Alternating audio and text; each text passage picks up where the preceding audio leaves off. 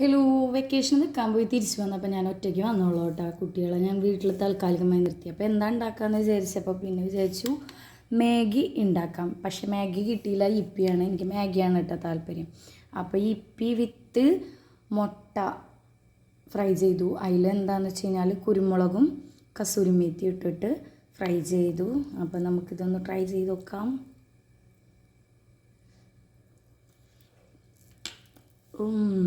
നല്ല ചൂട്, നല്ല ചൂടുണ്ടായിട്ടാ.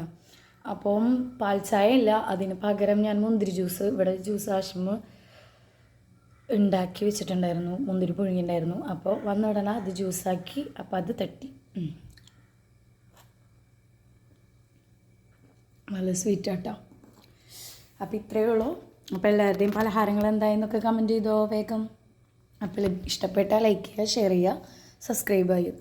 ശബ്ദം ശരിയായിട്ടില്ല കേട്ടോ, അതിൻ്റെ ഒരു കേടുണ്ട്. കുഴപ്പമില്ല, എല്ലാവരും അഡ്ജസ്റ്റ് ചെയ്യാം.